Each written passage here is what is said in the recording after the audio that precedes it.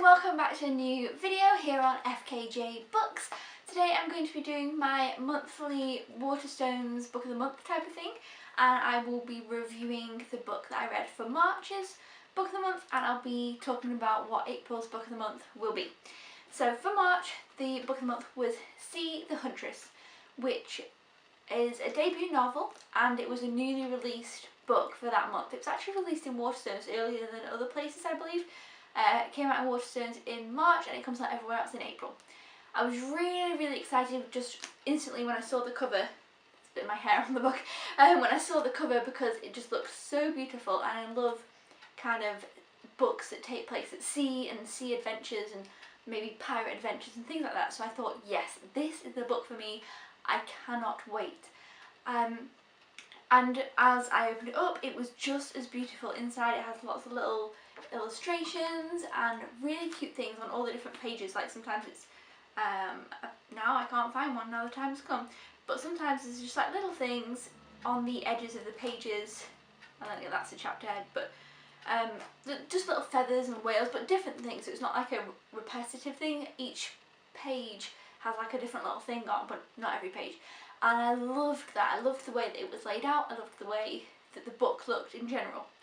Now, as for the book itself, I feel like I'd kind of gotten so excited. I was like, oh my gosh, I'm going to love this book. And I think that's because I've read a lot of books that kind of have this sea adventure that I've really loved, and I've given 5 stars and have been some of my favourites. This one for me was a little bit different. I don't know why. I still now can't explain it. I read it in the middle of March, well, I finished it in the middle of March. To kind of give myself, you know, make sure I got it finished, and to not read it at the beginning, so I give myself a bit of time to remember it better. And I still haven't been able to come up with my thoughts enough, I feel. So basically, it's about this girl called Mouse, who is the captain's granddaughter on board the Huntress, which is the ship. And her father he goes missing, and she is really sure that even though he's gone missing, he's alive. Everyone kind of thinks, they're not sure he's dead, and she thinks he's alive. And she has a little brother called Sparrow, and there's a lot of other little kids on the boat, which are really interesting. And then this one guy gets on board, and he's kind of like a bit suspicious, and things kind of tumble out of control from there. And I'd say the first half of the book I kind of found a little bit slow, personally. I think getting into the world there's a lot of different characters, and not characters, well, there is a lot of different characters. There's a lot of different animals that are obviously mythical animals, not like real animals. And I found that kind of hard to, you just threw you right in, and I kind of found it hard to kind of get my head around those a little bit.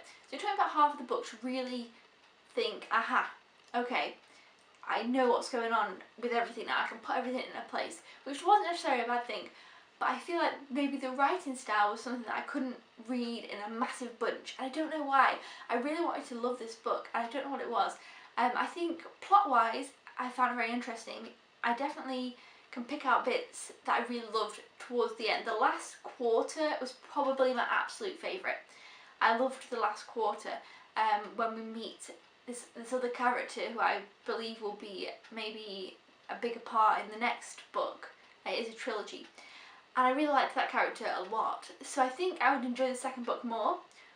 But I also realised, since not reading this book for a bit, because I finished in the middle of March, I kind of almost have been forgetting about it, which isn't the best. I don't know. So the second book actually comes out this year. It's called Sky the Huntress, and I am looking forward to it. I think I probably will pick it up. And I gave this one 3.5 stars. There's definitely a lot to love about this book, and a lot of people really love it. So I think it was just for me, my personal taste in the writing style, it just didn't gel with me as well as it could have. But like I say, the last quarter, I was like, oh, the story I got sucked in so much to the story that the story of this was fantastic, I have to say. But yeah, so 3.5 stars. I'm really glad that I read it though, because I think had it have not been the book club book, I might have not continued on with it, possibly. And so I'm really glad, because it was a book club book, I continued with it, and I did really like how it concluded in the end, and kind of hoping that I'll really enjoy the second book. So yeah, so that's See the Huntress, which was March's Waterstones Children's Book of the Month. And then for April, I'm really excited. So I look at the thing the day of the month, the first day of the month, get really excited to see what it's going to be, and it was The Girl of Ink and Stars. Now, I already own this book, and I was like, oh, okay, I bought it from Waterstones in May last year. I still haven't read it yet. So I was like, oh, that's brilliant, because I had wanted to read this. It's a very tiny, short little book. Let's see how long it is. I think it really is quite short. And it's the cutest little book, 228 pages. And it's the cutest little book visually, much like the other one. It's got a little map there on each page. It's kind of got just little things on the page, and it just generally looks beautiful. And this actually won the Children's Waterstones Book Prize 2017. So this is their winner. I presume they go off last year's, I don't know.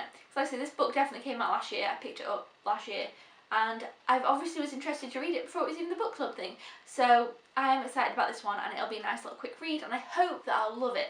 So far, my favourite Waterstones Book of the Month Club has been January's. That was my favourite, but I'm hoping I'll really love this, and I'm really excited to get into it. So yes, that's April's book, and that was March's book. Let me know in the comments below if you have read either of these, or if you think you'll be picking up any of the Waterstones Book Club picks in the future. And until then, I will see you guys next time. Thumbs up if you enjoyed this video, and I will see you then. Goodbye!